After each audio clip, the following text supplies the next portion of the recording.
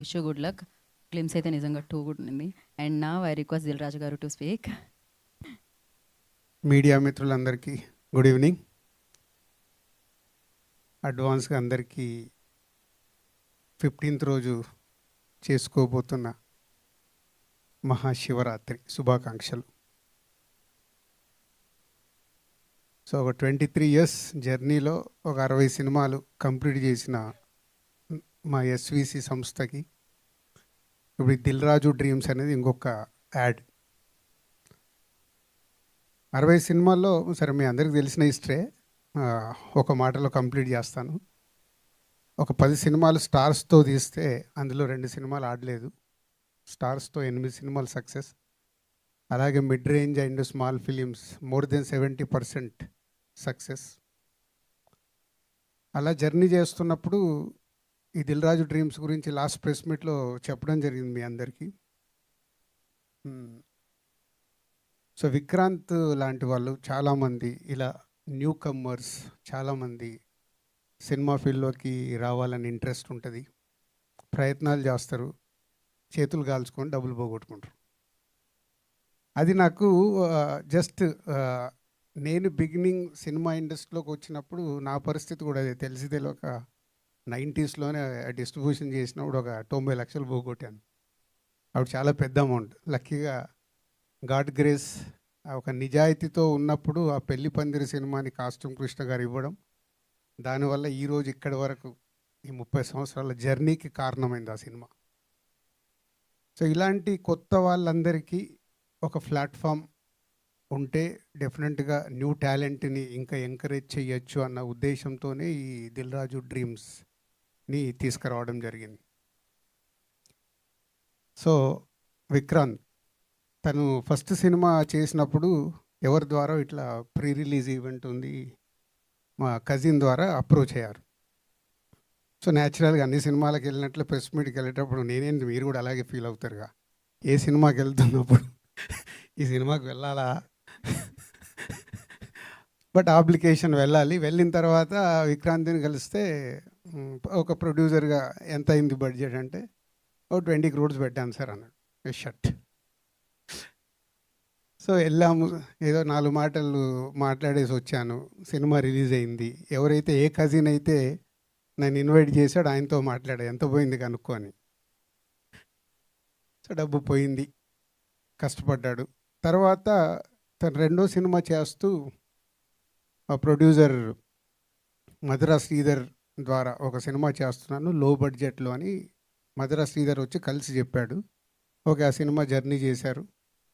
ఆ cinema release టైంలో so ఎంత బడ్జెట్లో తీశారు, ఎంత మార్కెటింగ్ చేశారు, సినిమా రిలీజ్ చేశారు. లక్కీగా మధురా శ్రీధర్కి కొంచెం ప్రాఫిట్ వచ్చింది. So happy. బడ్జెట్ ఫెయిల్యూర్ కాకుండా రెండో సినిమాకు జాగ్రత్త పడి విక్రాంత్ చేసిన జర్నీ నచ్చింది. సో తర్వాత తను ఓటీటీలో రిలీజ్ అయ్యాక నాకు సినిమా పంపిస్తే ఫాస్ట్ ఫార్వర్డ్లోనే చూశాను ఫుల్ సినిమాని. అయిపోయిన తర్వాత ఒకరోజు వచ్చి ఇట్లా దీని గురించి చెప్పినప్పుడు అప్పుడు అడిగాను, ఈ కథలో నువ్వు హీరోవా అని. అలా పాజ్ అయ్యాడు. అంటే ఐ మీన్ నువ్వు హీరోగా యాక్ట్ చేస్తున్నావా, ఇక ఈ కథలో యాక్టర్గా ఉందాం అనుకుంటున్నావా? పాజ్ ఇచ్చి యాక్టర్ సార్ అన్నాడు. సరే వాట్ ఈజ్ యువర్ ప్యాషన్ అంటే, ఆల్రెడీ నువ్వు బిజినెస్లో ఎస్టాబ్లిష్ అయి ఉన్నావు, బిజినెస్లు ఉన్నాయి నీకు, 2 సినిమాలు అటెంప్ట్ చేసావు, నీకేం కావాలనుకుంటున్నావు అంటే ఒక మాట, మంచి మాట అన్న తర్వాత నేను అక్కడ ఆగాను. సో నేను ఇప్పటివరకు చేసిన బిజినెస్లన్నీ సక్సెస్ఫుల్ సార్, నాకు సినిమా అంటే ఇష్టం, యాక్టింగ్ అంటే ఇష్టం, ఇక్కడ కూడా సక్సెస్ కావాలనే నా మోటివ్ అన్నాడు. సరే అది నచ్చి సో నెక్స్ట్ టీం అందరినీ పిలిచి, సో విక్రాంత్ ఇట్లా మార్కండే అనేది చేస్తున్నాడు, ఒకసారి స్క్రిప్ట్ అందరు విని నా దగ్గరకు పంపించండి అని. అక్కడ ప్రాసెస్ స్టార్ట్ అయింది. అప్పుడు ఈ కొత్త టాలెంట్ గురించి వీళ్ళందరి గురించి చెప్పి, దిల్ రాజు డ్రీమ్స్ అనే ఐడియానే ఇది విక్రాంత్, మీ కాన్సెప్ట్ బాగుంది, మీ స్క్రిప్ట్ బాగుంది, అన్నిటికీ మించి నువ్వేదైతే టార్గెట్ పెట్టుకుంటున్నావు అంటే నీలో ఎన్ని పనులున్నా సినిమా అనే ఒక పిచ్ ఉంది కదా, అదే సక్సెస్ చేస్తుంది. దానికోసమే నువ్వు రెడీ కావాలని ఇంకా 3 months టైం ఇచ్చాం. ఇది కాదు, యాక్టర్గా స్క్రీన్ మీద ఎలా కనిపించాలో అలా తయారవ్వటానికి ఇంకా 3 మంత్స్ టైం అడిగాడు.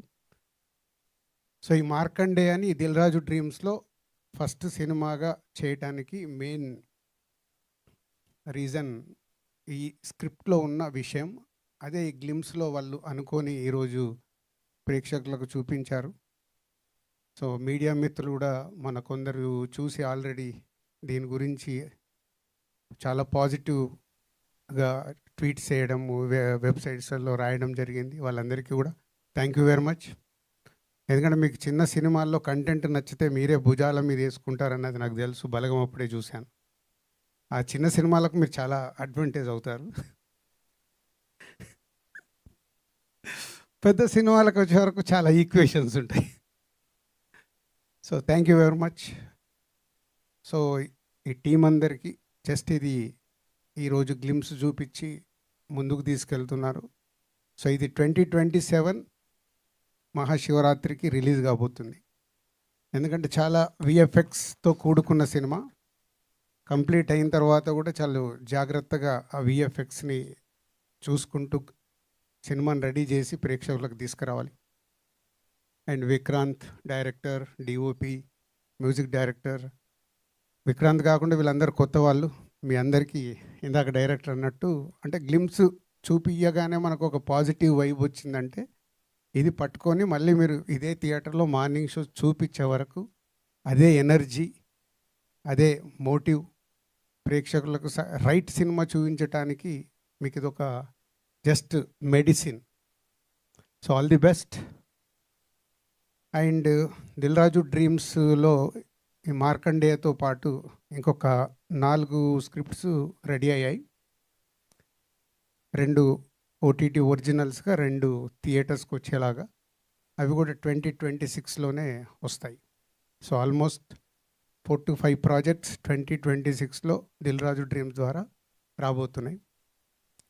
సో దీంట్లో అందరు కొత్త వాళ్ళతో మ్యాక్సిమం అవకాశాలు ఇస్తూ న్యూ కాంటెంట్ని తీసుకురావాలనే ప్రయత్నం. ఎంత సక్సెస్ అవుతాము ఏంటి అనేది కాలమే నిర్ణయిస్తుంది. బట్ దిల్ రాజు ఎలా అయితే బిగినింగ్లో కొత్త వాళ్ళకి కొత్త సినిమాలు తీస్తూ చేసుకొచ్చాడో, ఇప్పుడు ఈ దిల్ రాజు డ్రీమ్స్ టీం ఎవరైతే ఉన్నారో అందరికీ అదే చెప్తున్నాను. Required is a new content, new టాలెంట్ని ఇండస్ట్రీకి తీసుకురావాలి. సో వాళ్ళందరికీ దిల్ రాజు డ్రీమ్స్ అనే ప్లాట్ఫామ్ యూజ్ అవ్వాలి అనేది motive. So will wait and watch. 1 ఇయర్లో రాబోతున్న ఈ 4-5 సినిమాలు ఎక్కడి వరకు తీసుకెళ్తాయి దిల్ రాజు డ్రీమ్స్ అని. ఏదైనా నేను రిజల్ట్నే నమ్ముతాను. స్టార్టింగ్ అనేది మనకు ఒక ఇందాక వీళ్ళకి చెప్పినట్టు అది కూడా మాకు ఎనర్జీ. ఎన్ని ప్రాజెక్టులు మొదలు పెట్టామనేది కాదు, ఎన్ని ప్రాజెక్టులతో రిజల్ట్స్ వచ్చాయి, ఎంతమందికి అది ఉపయోగపడింది అనేది ఫైనల్ రిజల్ట్. ఎగ్జామ్స్ రాసి రిజల్ట్స్ కోసం వెయిట్ చేసినట్టే 1 ఇయర్లో ఈ దిల్ రాజు డ్రీమ్స్ గురించి మళ్ళీ మీడియా మిత్రులే చూస్తారు.